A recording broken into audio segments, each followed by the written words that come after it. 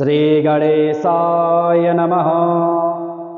अथ श्री आदित्यहृदयस्तोत्रम्।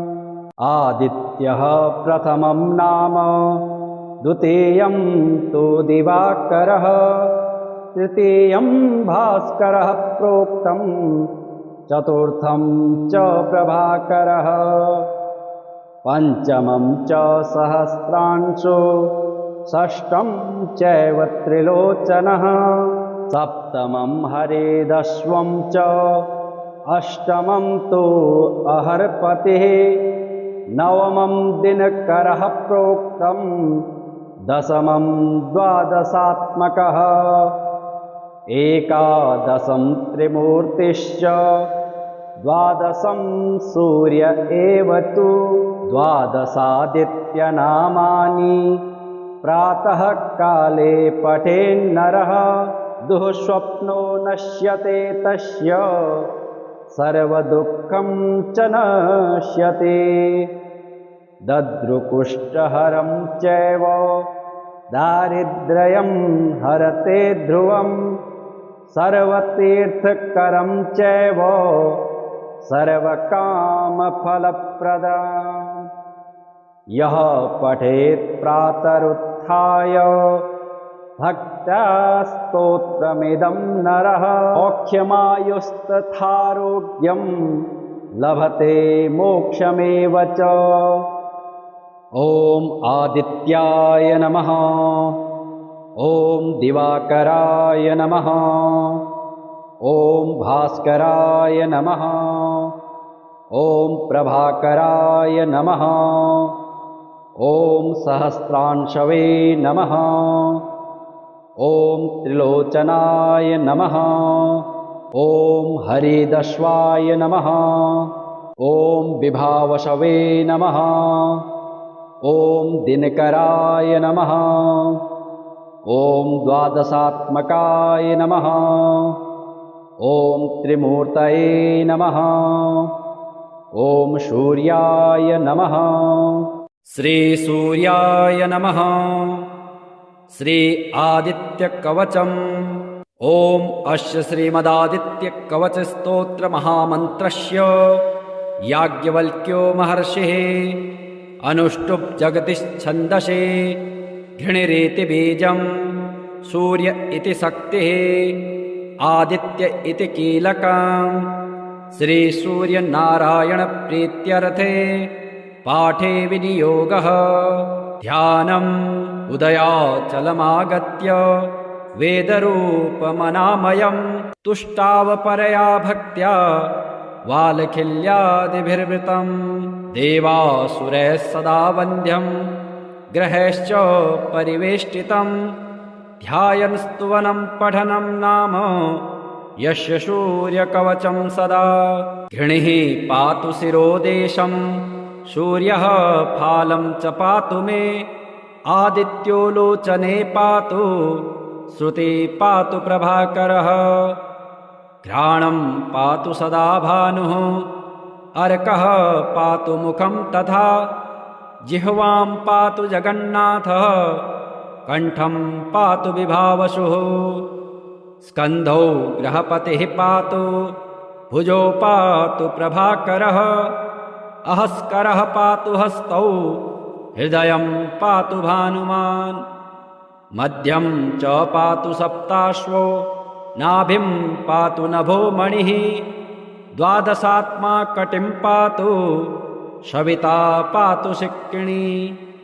ऊरू पातु सुरश्रेष्ठो, जानुनी पातु भास्करः, जङ्घे पातु च मार्तण्डो, गलं पातु त्विषाम्पतिः। पादो वृध्नः सदा पातु, मित्रोऽपि सकलं वपुः, वेदत्रयात्मका स्वामिन् नारायण जगत्पते।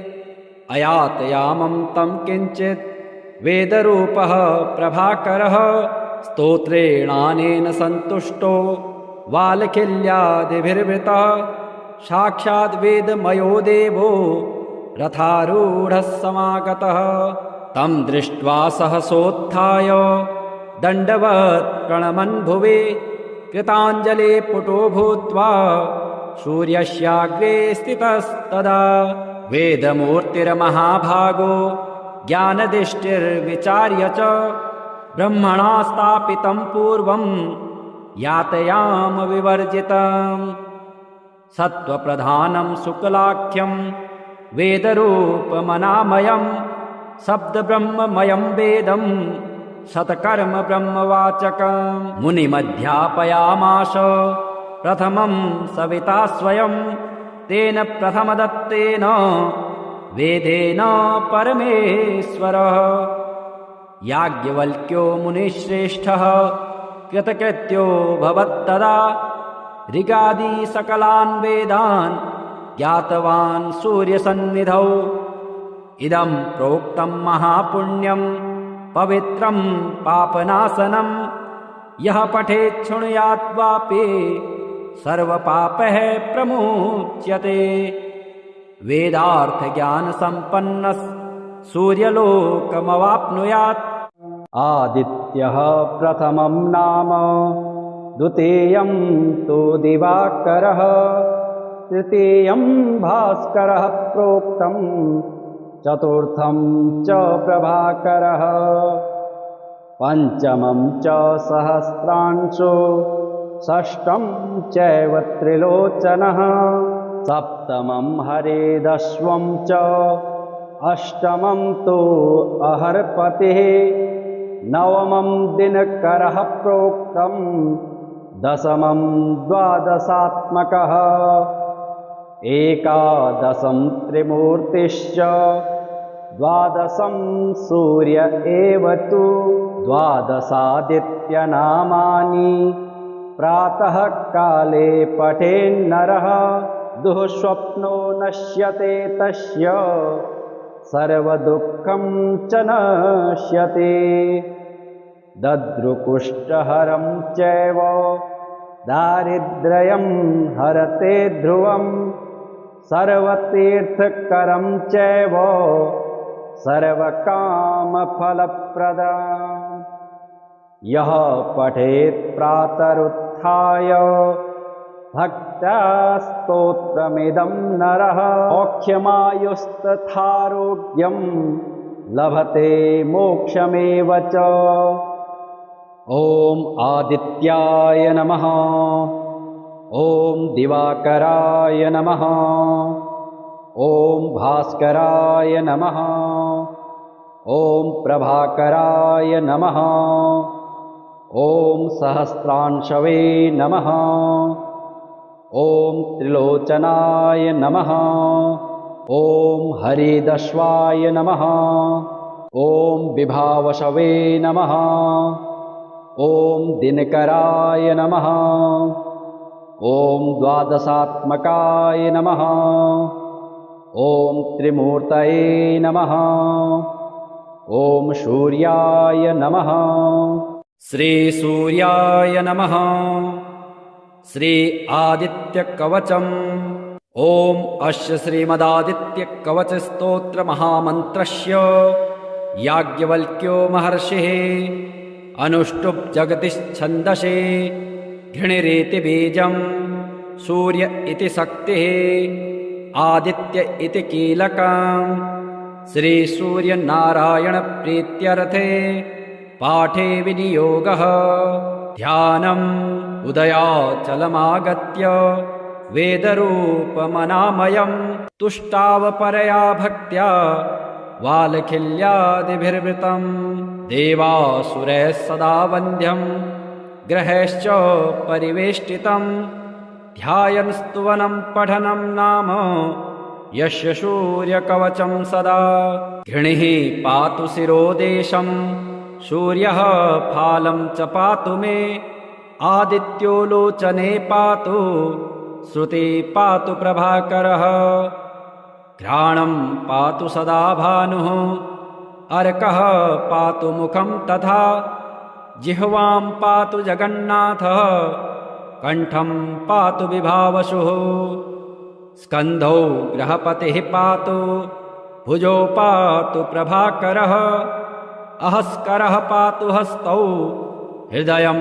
पातु भानुमान् मध्यं च पातु सप्ताश्वो नाभिं पातु नभो मणिः द्वादशात्मा कटिं पातु सविता पातु शिक्किणी ऊरू पातु सुरश्रेष्ठो जानुनी पातु भास्करः जङ्घे पातु च मार्तण्डो गलं पातु त्विषाम्पतिः पादो वृध्नः सदा पातु मित्रोऽपि सकलं वपुः वेदत्रयात्मका स्वामिन् नारायण जगत्पते अयातयामं तं किञ्चित् वेदरूपः प्रभाकरः स्तोत्रेणानेन सन्तुष्टो वालखिल्यादिभिर्वृतः साक्षाद् वेदमयो देवो रथारूढः समागतः तं दृष्ट्वा सहसोत्थाय दण्डवत् प्रणमन् भुवि कृताञ्जले पुटो भूत्वा सूर्यस्याग्रे स्थितस्तदा वेदमूर्तिर्महाभागो ज्ञानदृष्टिर्विचार्य च ब्रह्मणा स्थापितं पूर्वं यातयाम विवर्जितम् सत्त्वप्रधानं शुक्लाख्यं वेदरूपमनामयं शब्दब्रह्ममयं वेदं शतकर्म ब्रह्मवाचकं मुनिमध्यापयामास प्रथमं सविता स्वयं तेन प्रथमदत्तेन वेदेन परमेश्वरः याज्ञवल्क्यो मुनिश्रेष्ठः कृतकृत्यो भवत्तदा ऋगादि सकलान् वेदान् ज्ञातवान् सूर्यसन्निधौ इदं प्रोक्तं महापुण्यं पवित्रं पापनाशनं यः पठेत् शृणुयात् वापि सर्वपापः प्रमुच्यते वेदार्थज्ञानसम्पन्नः सूर्यलोकमवाप्नुयात् आदित्यः प्रथमं नाम द्वितीयं तु दिवाकरः तृतीयं भास्करः प्रोक्तं चतुर्थं च प्रभाकरः पंचमं च सहस्रांशो षष्ठं चैव त्रिलोचनः सप्तमं हरेदश्वं च अष्टमं तु अहर्पतिः नवमं दिनकरः प्रोक्तं दशमं द्वादशात्मकः एकादशं त्रिमूर्तिश्च द्वादशं सूर्य एव तु द्वादशादित्यनामानि प्रातः काले पठेन्नरः दुःस्वप्नो नश्यते तस्य सर्वदुःखं च नश्यते दद्रुकुष्ठहरं चैव दारिद्र्यं हरते ध्रुवं सर्वतीर्थकरं चैव सर्वकामफलप्रदम् यः पठेत् प्रातरुत्थाय भक्त्या स्तोत्रमिदं नरः मोक्षमायुस्तथारोग्यं लभते मोक्षमेव च ॐ आदित्याय नमः ॐ दिवाकराय नमः ॐ भास्कराय नमः ॐ प्रभाकराय नमः ॐ सहस्रांशवे नमः ॐ त्रिलोचनाय नमः ॐ हरिदश्वाय नमः ॐ विभावशवे नमः ॐ दिनकराय नमः ॐ द्वादशात्मकाय नमः ॐ त्रिमूर्तये नमः ॐ सूर्याय नमः श्रीसूर्याय नमः श्री आदित्यकवचम् ॐ अस्य श्रीमदादित्यकवचस्तोत्रमहामन्त्रस्य याज्ञवल्क्यो महर्षिः अनुष्टुप् जगतिश्छन्दसे घृणिरेति बीजं सूर्य इति शक्तिः आदित्य इति कीलकम् श्रीसूर्यनारायणप्रीत्यर्थे पाठे विनियोगः ध्यानम् उदयाचलमागत्य वेदरूपमनामयम् तुष्टावपरया भक्त्या वालखिल्यादिभिर्वृतम् देवासुरैः सदा वन्द्यम् ग्रहैश्च परिवेष्टितम् ध्यायन् स्तुवनं पठनं नाम यस्य सूर्यकवचं सदा घृणिः पातु शिरोदेशं सूर्यः फालं च पातु मे आदित्यो लोचने पातु श्रुते पातु प्रभाकरः घ्राणं पातु सदा भानुः अर्कः पातु मुखं तथा जिह्वां पातु जगन्नाथः कण्ठं पातु विभावसुः स्कन्धौ ग्रहपतिः पातु भुजौ पातु प्रभाकरः अहस्करः पातु हस्तौ हृदयं पातु भानुमान् मध्यं च पातु सप्ताश्वो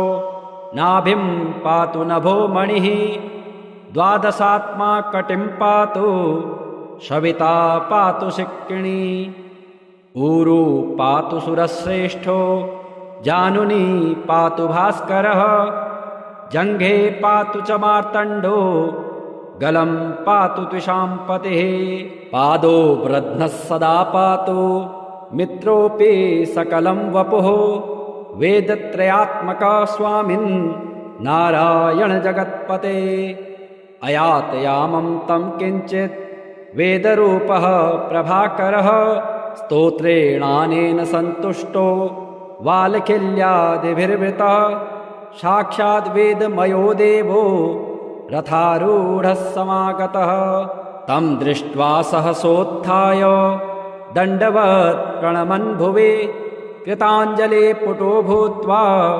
सूर्यस्याग्रे स्थितस्तदा वेदमूर्तिर्महाभागो ज्ञानदिष्टिर्विचार्य च ब्रह्मणा स्थापितं पूर्वं यातयाम विवर्जितं सत्त्वप्रधानं शुक्लाख्यं वेदरूपमनामयं शब्दब्रह्ममयं वेदं शतकर्म ब्रह्मवाचकं मुनिमध्यापयामास प्रथमं सविता स्वयं तेन प्रथमदत्तेन वेदेन परमेश्वरः याज्ञवल्क्यो मुनिश्रेष्ठः कृतकृत्यो भवत्तदा ऋगादि सकलान् वेदान् ज्ञातवान् सूर्यसन्निधौ इदं प्रोक्तं महापुण्यं पवित्रं पापनाशनं यः पठेत् शृणुयात् वापि सर्वपापैः प्रमुच्यते वेदार्थज्ञानसम्पन्नः सूर्यलोकमवाप्नुयात् आदित्यः प्रथमं नाम द्वितीयं तु दिवाकरः तृतीयं भास्करः प्रोक्तं चतुर्थं च प्रभाकरः पञ्चमं च सहस्रांशो षष्ठं चैव त्रिलोचनः सप्तमं हरेदश्वं च अष्टमं तु अहर्पतिः नवमं दिनकरः प्रोक्तं दशमं द्वादशात्मकः एकादशं त्रिमूर्तिश्च द्वादशं सूर्य एव तु द्वादशादित्यनामानि प्रातः काले पठेन्नरः दुःस्वप्नो नश्यते तस्य सर्वदुःखं च नश्यते दद्रुकुष्ठहरं चैव दारिद्र्यं हरते ध्रुवं सर्वतीर्थकरं चैव सर्वकामफलप्रदम् यः पठेत् प्रातरुत्थाय भक्त्या स्तोत्रमिदं नरः औख्यमायुस्तथारोग्यं लभते मोक्षमेव च ॐ आदित्याय नमः ॐ दिवाकराय नमः ॐ भास्कराय नमः ॐ प्रभाकराय नमः। ॐ सहस्रांशवे नमः। ॐ त्रिलोचनाय नमः। ॐ हरिदश्वाय नमः। ॐ विभावशवे नमः। ॐ दिनकराय नमः। ॐ द्वादशात्मकाय नमः। ॐ त्रिमूर्तये नमः। ॐ सूर्याय नमः। श्रीसूर्याय नमः। श्री आदित्यकवचम्। ॐ अस्य श्रीमदादित्यकवचस्तोत्रमहामन्त्रस्य याज्ञवल्क्यो महर्षिः अनुष्टुप् जगतिश्छन्दसे घृणिरेति बीजं सूर्य इति शक्तिः आदित्य इति कीलकम् श्रीसूर्यनारायणप्रीत्यर्थे पाठे विनियोगः ध्यानम् उदयाचलमागत्य वेदरूपमनामयम् तुष्टावपरया भक्त्या वालखिल्यादिभिर्वृतम् देवासुरैः सदा वन्द्यम् ग्रहैश्च परिवेष्टितम् ध्यायन् स्तुवनं पठनं नाम यस्य सूर्यकवचं सदा घृणिः पातु शिरोदेशं सूर्यः फालं च पातु मे आदित्यो लोचने पातु श्रुति पातु प्रभाकरः घ्राणं पातु सदा भानुः अर्कः पातु मुखं तथा जिह्वां पातु जगन्नाथः कण्ठं पातु विभावसुः स्कन्धौ ग्रहपतिः पातु भुजौ पातु प्रभाकरः अहस्करः पातु हस्तौ हृदयं पातु भानुमान् मध्यं च पातु सप्ताश्वो नाभिं पातु नभो मणिः द्वादशात्मा कटिं पातु सविता पातु शिक्किणी ऊरू पातु सुरश्रेष्ठो जानुनी पातु भास्करः जङ्घे पातु च मार्तण्डो गलं पातु त्विषाम्पतिः पादो वृध्नः सदा पातु मित्रोऽपि सकलं वपुः वेदत्रयात्मका स्वामिन् नारायण जगत्पते अयातयामं तं किञ्चित् वेदरूपः प्रभाकरः स्तोत्रेणानेन सन्तुष्टो वालखिल्यादिभिर्वृतः साक्षाद् वेदमयो देवो रथारूढः समागतः तं दृष्ट्वा सहसोत्थाय दण्डवत् प्रणमन् भुवि कृताञ्जले पुटो भूत्वा सूर्यस्याग्रे स्थितस्तदा वेदमूर्तिर्महाभागो ज्ञानदृष्टिर्विचार्य च ब्रह्मणा स्थापितं पूर्वं यातयाम विवर्जितम् सत्त्वप्रधानं शुक्लाख्यं वेदरूपमनामयं शब्दब्रह्ममयं वेदं शतकर्म ब्रह्मवाचकम् मुनिमध्यापयामास प्रथमं सविता स्वयं तेन प्रथमदत्तेन वेदेन परमेश्वरः याज्ञवल्क्यो मुनिश्रेष्ठः कृतकृत्यो भवत्तदा ऋगादि सकलान् वेदान् ज्ञातवान् सूर्यसन्निधौ इदं प्रोक्तं महापुण्यं पवित्रं पापनाशनं यः पठेत् शृणुयात् वापि सर्वपापः प्रमुच्यते वेदार्थज्ञानसम्पन्नः सूर्यलोकमवाप्नुयात् आदित्यः प्रथमं नाम द्वितीयं तु दिवाकरः तृतीयं भास्करः प्रोक्तं चतुर्थं च प्रभाकरः पञ्चमं च सहस्रांशो षष्ठं चैव त्रिलोचनः सप्तमं हरेदश्वं च अष्टमं तु अहर्पतिः नवमं दिनकरः प्रोक्तं दशमं द्वादशात्मकः एकादशं त्रिमूर्तिश्च द्वादशं सूर्य एव तु द्वादशादित्यनामानि प्रातः काले पठेन्नरः दुःस्वप्नो नश्यते तस्य सर्वदुःखं च नश्यते दद्रुकुष्ठहरं चैव दारिद्र्यं हरते ध्रुवं सर्वतीर्थकरं चैव सर्वकामफलप्रदम्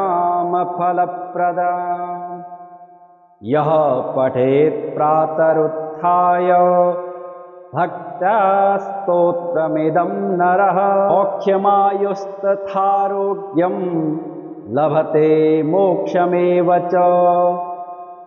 ॐ आदित्याय नमः। ॐ दिवाकराय नमः। ॐ भास्कराय नमः। ॐ प्रभाकराय नमः। ॐ सहस्रांशवे नमः। ॐ त्रिलोचनाय नमः। ॐ हरिदश्वाय नमः। ॐ विभावशवे नमः। ॐ दिनकराय नमः। ॐ द्वादशात्मकाय नमः। ॐ त्रिमूर्तये नमः। ॐ सूर्याय नमः। श्रीसूर्याय नमः। श्री आदित्यकवचम्।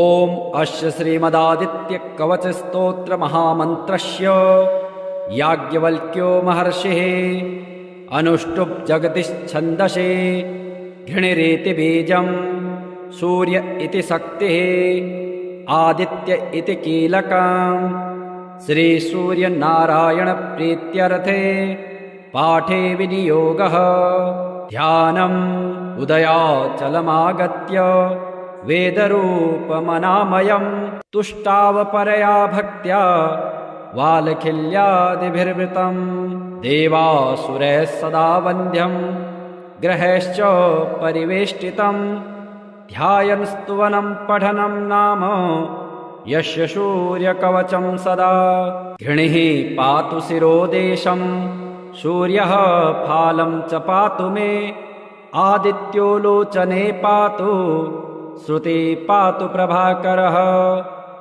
घ्राणं पातु सदा भानुः अर्कः पातु मुखं तथा जिह्वां पातु जगन्नाथः कण्ठं पातु विभावसुः स्कन्धौ ग्रहपतिः पातु भुजौ पातु प्रभाकरः अहस्करः पातु हस्तौ हृदयं पातु भानुमान् मध्यं च पातु सप्ताश्वो नाभिं पातु नभो मणिः द्वादशात्मा कटिं पातु सविता पातु शिक्किणी ऊरु पातु सुरश्रेष्ठो जानुनी पातु भास्करः जङ्घे पातु च मार्तण्डो गलं पातु त्विषाम्पतिः पादो वृध्नः सदा पातु मित्रोऽपि सकलं वपुः वेदत्रयात्मका स्वामिन् नारायण जगत्पते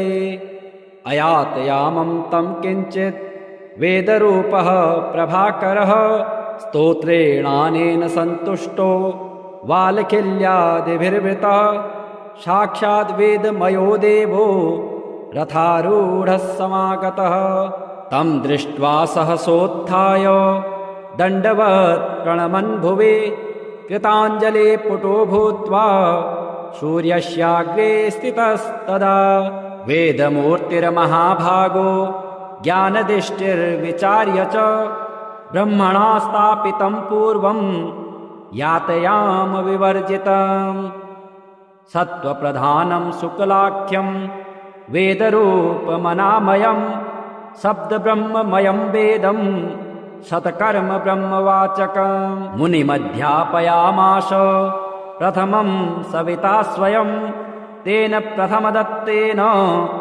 वेदेन परमेश्वरः याज्ञवल्क्यो मुनिश्रेष्ठः कृतकृत्यो भवत्तदा ऋगादि सकलान् वेदान् ज्ञातवान् सूर्यसन्निधौ इदं प्रोक्तं महापुण्यं पवित्रं पापनाशनं यः पठेत् शृणुयात् वापि सर्वपापैः प्रमुच्यते। वेदार्थज्ञानसम्पन्नः सूर्यलोकमवाप्नुयात्। आदित्यः प्रथमं नाम द्वितीयं तु दिवाकरः तृतीयं भास्करः प्रोक्तं चतुर्थं च प्रभाकरः पंचमं च सहस्रांशो षष्ठं चैव त्रिलोचनः सप्तमं हरिदश्वं च अष्टमं तु अहर्पतिः नवमं दिनकरः प्रोक्तं दशमं द्वादशात्मकः एकादशं त्रिमूर्तिश्च द्वादशं सूर्य एव तु द्वादशादित्यनामानि प्रातः काले पठेन्नरः दुःस्वप्नो नश्यते तस्य सर्वदुःखं च नश्यते। दद्रुकुष्ठहरं चैव दारिद्र्यं हरते ध्रुवं सर्वतीर्थकरं चैव सर्वकामफलप्रदम् यः पठेत् प्रातरुत्थाय भक्त्या स्तोत्रमिदं नरः मोक्षमायुस्तथारोग्यं लभते मोक्षमेव च। ॐ आदित्याय नमः। ॐ दिवाकराय नमः। ॐ भास्कराय नमः। ॐ प्रभाकराय नमः। ॐ सहस्रांशवे नमः। ॐ त्रिलोचनाय नमः। ॐ हरिदश्वाय नमः। ॐ विभावशवे नमः। ॐ दिनकराय नमः। ॐ द्वादशात्मकाय नमः। ॐ त्रिमूर्तये नमः। ॐ सूर्याय नमः। श्रीसूर्याय नमः। श्री आदित्यकवचम्। ॐ अस्य श्रीमदादित्यकवचस्तोत्रमहामन्त्रस्य याज्ञवल्क्यो महर्षिः अनुष्टुप् जगतिश्छन्दसे घृणिरेति बीजं सूर्य इति शक्तिः आदित्य इति कीलकम् श्रीसूर्यनारायणप्रीत्यर्थे पाठे विनियोगः ध्यानम् उदयाचलमागत्य वेदरूपमनामयम् तुष्टावपरया भक्त्या वालखिल्यादिभिर्वृतम् देवासुरैः सदा वन्द्यम् ग्रहैश्च परिवेष्टितम् ध्यायन् स्तुवनं पठनं नाम यस्य सूर्यकवचं सदा घृणिः पातु शिरोदेशम् सूर्यः फालं च पातु मे आदित्यो लोचने पातु श्रुति पातु प्रभाकरः घ्राणं पातु सदा भानुः अर्कः पातु मुखं तथा जिह्वां पातु जगन्नाथः कंठं पातु विभावसुः स्कन्धौ ग्रहपतिः पातु भुजौ पातु प्रभाकरः अहस्करः पातु हस्तौ हृदयं पातु भानुमान् मध्यं च पातु सप्ताश्वो नाभिं पातु नभो मणिः द्वादशात्मा कटिं पातु सविता पातु शिक्किणी ऊरू पातु सुरश्रेष्ठो जानुनी पातु भास्करः जङ्घे पातु च मार्तण्डो गलं पातु त्विषाम्पतिः पादो वृध्नः सदा पातु मित्रोऽपि सकलं वपुः वेदत्रयात्मका स्वामिन् नारायण जगत्पते अयातयामं तं किञ्चित् वेदरूपः प्रभाकरः स्तोत्रेणानेन सन्तुष्टो वालखिल्यादिभिर्वृतः साक्षाद् वेदमयो देवो रथारूढः समागतः तं दृष्ट्वा सहसोत्थाय दण्डवत् प्रणमन् भुवि कृताञ्जलि पुटो भूत्वा सूर्यस्याग्रे स्थितस्तदा वेदमूर्तिर्महाभागो ज्ञानदृष्टिर्विचार्य च ब्रह्मणा स्थापितं पूर्वं यातयाम विवर्जितम् सत्त्वप्रधानं शुक्लाख्यं वेदरूपमनामयं शब्दब्रह्ममयं वेदं शतकर्म ब्रह्मवाचकं मुनिमध्यापयामास प्रथमं सविता स्वयं तेन प्रथमदत्तेन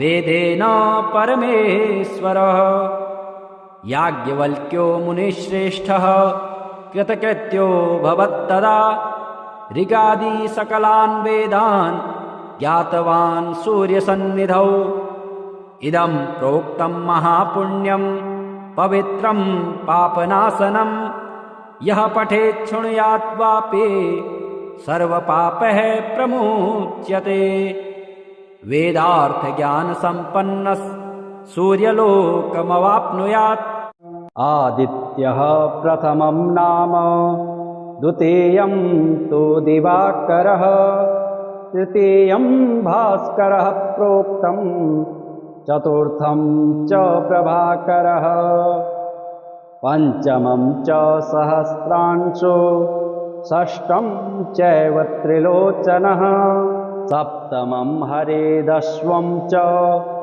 अष्टमं तु अहर्पतिः नवमं दिनकरः प्रोक्तं दशमं द्वादशात्मकः एकादशं त्रिमूर्तिश्च द्वादशं सूर्य एव तु द्वादशादित्यनामानि प्रातः काले पठेन्नरः दुःस्वप्नो नश्यते तस्य सर्वदुःखं च नश्यते दद्रुकुष्ठहरं चैव दारिद्र्यं हरते ध्रुवं सर्वतीर्थकरं चैव सर्वकामफलप्रदम् यः पठेत् प्रातरुत्थाय भक्त्या स्तोत्रमिदं नरः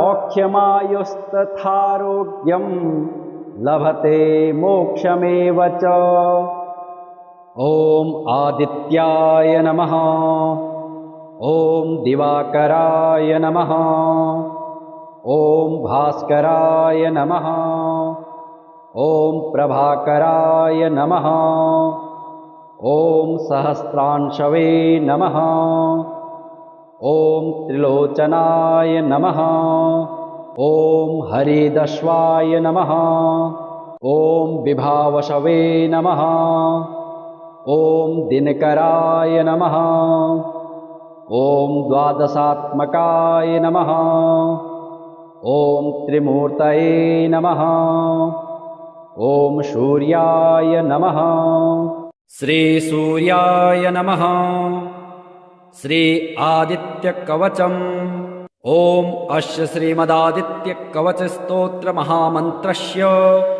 याज्ञवल्क्यो महर्षिः अनुष्टुप् जगतिश्छन्दसे घृणिरेति बीजं सूर्य इति शक्तिः आदित्य इति कीलकम् श्रीसूर्यनारायणप्रीत्यर्थे पाठे विनियोगः ध्यानम् उदयाचलमागत्य वेदरूपमनामयं तुष्टावपरया भक्त्या वालखिल्यादिभिर्वृतं देवासुरैः सदा वन्द्यं ग्रहैश्च परिवेष्टितं ध्यायन् स्तुवनं पठनं नाम यस्य सूर्यकवचं सदा घृणिः पातु शिरोदेशं सूर्यः फालं च पातु मे आदित्यो लोचने पातु श्रुति पातु प्रभाकरः घ्राणं पातु सदा भानुः अर्कः पातु मुखं तथा जिह्वां पातु जगन्नाथः कण्ठं पातु विभावसुः स्कन्धौ ग्रहपतिः पातु भुजौ पातु प्रभाकरः अहस्करः पातु हस्तौ हृदयं पातु भानुमान् मध्यं च पातु सप्ताश्वो नाभिं पातु नभो मणिः द्वादशात्मा कटिं पातु सविता पातु शिक्किणी ऊरू पातु सुरश्रेष्ठो जानुनी पातु भास्करः जङ्घे पातु च मार्तण्डो गलं पातु त्विषाम्पतिः पादो वृध्नः सदा पातु मित्रोऽपि सकलं वपुः वेदत्रयात्मका स्वामिन् नारायण जगत्पते अयातयामं तं किञ्चित् वेदरूपः प्रभाकरः स्तोत्रेणानेन सन्तुष्टो वालखिल्यादिभिर्वृतः साक्षाद् वेदमयो देवो रथारूढः समागतः तं दृष्ट्वा सहसोत्थाय दण्डवत् प्रणमन् भुवि कृताञ्जले पुटो भूत्वा सूर्यस्याग्रे स्थितस्तदा वेदमूर्तिर्महाभागो ज्ञानदिष्टिर्विचार्य च ब्रह्मणा स्थापितं पूर्वं यातयाम विवर्जितम् सत्त्वप्रधानं शुक्लाख्यं वेदरूपमनामयं शब्दब्रह्ममयं वेदं शतकर्म ब्रह्मवाचकं मुनिमध्यापयामास प्रथमं सविता स्वयं तेन प्रथमदत्तेन वेदेन परमेश्वरः याज्ञवल्क्यो मुनिश्रेष्ठः कृतकृत्यो भवत्तदा ऋगादि सकलान् वेदान् ज्ञातवान् सूर्यसन्निधौ इदं प्रोक्तं महापुण्यं पवित्रं पापनाशनं यः पठेत् शृणुयात् वापि सर्वपापः प्रमुच्यते वेदार्थज्ञानसम्पन्नः सूर्यलोकमवाप्नुयात्